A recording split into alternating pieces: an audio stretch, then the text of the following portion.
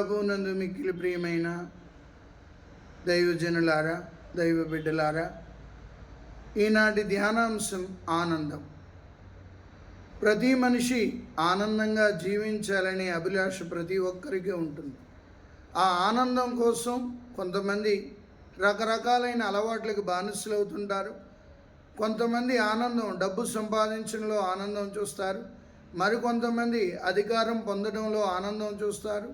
ఇంకొంతమంది తమకున్న నైపుణ్యాలను వెలికి తీయడంలో ఆనందం చూస్తుంటారు. అందుకే ఈనాటి ధ్యానాంశంలో ఆనందం, యోహాను శుభవార్త 15వ అధ్యాయము 11వ వచనంలో, నా ఆనందం మీ యందు ఉండవలననియు మీ ఆనందం పరిపూర్ణము కావాలననియు నేను మీతో ఈ మాటలు చెబుతున్నానని ప్రభువు చెప్పారు. అసలైన ఆనందం ఎక్కడ దొరుకుతుంది, ఆనందం ఎక్కడ దొరుకుతుంది అని అనేక మంది అనేక రకాలుగా ప్రయత్నాలు చేయడం మొదలెట్టారు. మనం పరిశుద్ధ గ్రంథాన్ని చదివినట్లయితే పౌలు గారు తెస్సలోనిక ప్రజలకు రాసిన లేఖ 5వ అధ్యాయము 16వ వచనంలో, సర్వదా సంతోషముగా ఉండండి. సర్వదా సంతోషముగా ఉండాలి లేక ఆనందంగా ఉండాలి అంటే సదా ప్రార్థించండి. ఈ ఆనందం కోసం అనేక రకాల పనులు చేస్తుంటారు మనుషులు. కొంతమంది సెల్ ఫోన్లో ఆనందిస్తుంటారు, ఇంకొంతమంది కంప్యూటర్ ముందు ఆనందిస్తుంటారు, ఇంకొంతమంది ఆటల్లో ఆనందిస్తుంటారు. దేవుని యొక్క బిడ్డలుగా మనం చూసినట్లయితే పేతురు గారు రాసిన మొదటి లేఖ 3వ అధ్యాయము 10వ వచనంలో, ఆనందమైన జీవితమును సుఖప్రదమైన దినములు ఆశించువాడెవడను దుర్భాషలాడరాదు, అసత్యము పలుకరాదు, కీడును వదిలి మేలు చేయవలెను, అతడు శాంతిని అన్వేషించువాడుగా ఉండాలని 10వ వచనము 11వ వచనము మనం చూస్తున్నాం.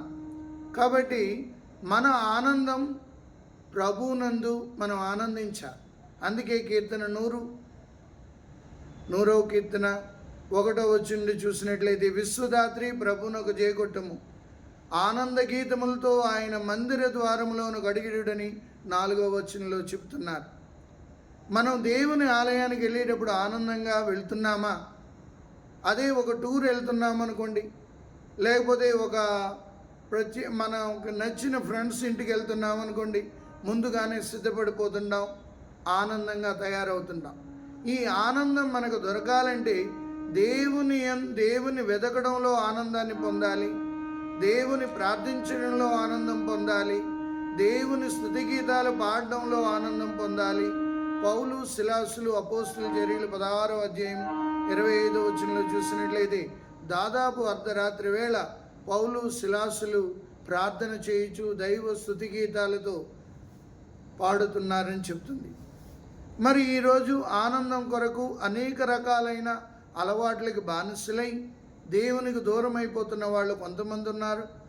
ఆ ఆనందం దేనిలో దొరుకుతుందో తెలియక అనేక చోట వెంపర్లాడేవాళ్ళు మరికొంతమంది ఉన్నారు. కానీ పేతురు గారు చెప్పినట్లుగా 1 పేతురు 3వ అధ్యాయం 10వ వచనంలో, ఆనందమైన జీవితమును సుఖప్రదములైన దినములను ఆశించేవాడు ఎవడును దుర్భాషలాడరాదు.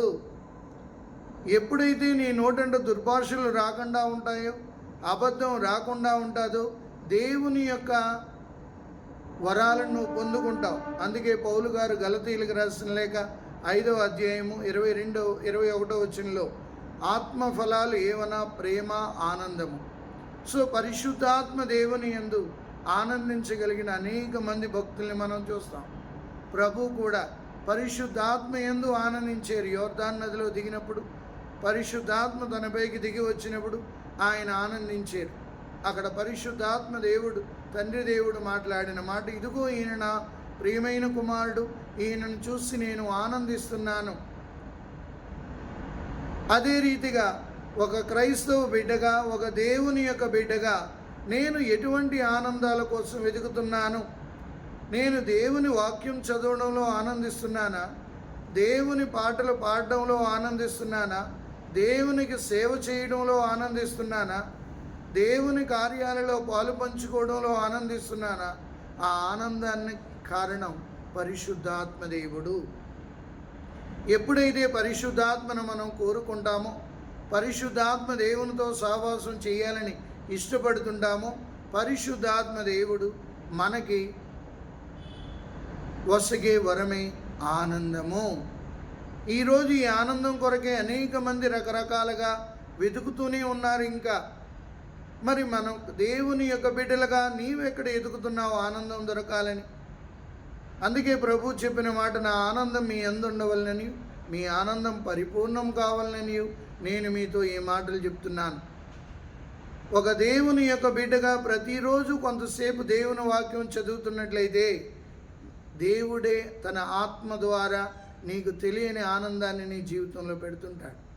అప్పుడు ఆశ్చర్య కార్యాలు, అద్భుత కార్యాలను చూడగలుగుతుంటాం. మన పునీతులందరూ కూడా ప్రభునందు ఆనందించారు. అందుకే కీర్తన గ్రంథంలో చూసినట్లయితే, విశ్వదాత్రి ప్రభునకు జయగొట్టుము, ఆనంద గీతములతో ఆయన్ని స్తుతించుము అని. మరి ఈరోజు మనం చేసే ఆరాధనలు, ఈరోజు మనం చేసే ప్రార్థన ద్వారా ఈరోజు మనం ఎటువంటి ఆనందం కోసం వెతుకుతున్నామో, ఎటువంటి ఆనందం కలిగి ఉండాలని మనం ప్రయత్నిస్తున్నాము. అందుకే ఆనందంగా జీవించాలి అనుకునే ప్రతి వ్యక్తి పేతురు గారు చెప్పినట్లుగా కీడును వదిలి మేలును చేయగలిగే వాళ్ళగా ఉండాలి. ఎప్పుడైతే కీడును విడిచిపెడతావో, దేవుడు నీకు ఇతరులకు మేలు చేస్తుంటావో, దేవుడు నీకు జీవితంలో గొప్ప ఆనందాన్ని దయచేస్తుంటాడు. ఒకసారి మదర్ తెరేసాని అడిగారట, అమ్మ ఈ కుష్ఠరోగికి ఇక్కడ చూస్తుంటే వాసన వస్తుంది, ఓ పక్క పురుగులు చీమ వస్తున్నాయి, మీరు ఎలా సేవ్ చేయగలుగుతున్నారు? అదే నేనైతే ₹1,00,00,000 ఇచ్చిన ఈ వ్యక్తిని ముట్టుకోనంటే మదర్ తెరేసా తల్లి చెప్పిందంట, 2 కోట్లు ఇచ్చినా నేను ముట్టుకోను, కానీ ఈయనలో నేను ప్రభువును చూడగలుగుతున్నాను, అందుకే నేను ఆనందంతో సేవ చేయగలుగుతున్నాను.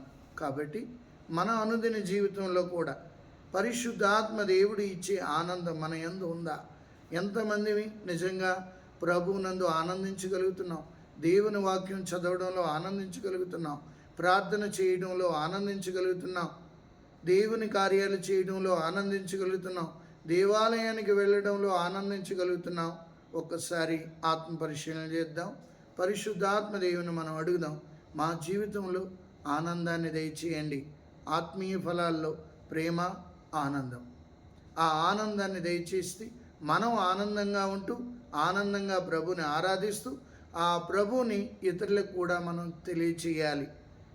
అందుకే ప్రభు బాలయేసు పుట్టినప్పుడు దేవదూత చెప్పింది, నేడు సమస్త ప్రజలకు పరమానందము కలిగించు శుభ సమాచారం మీకు వినిపించదను అని.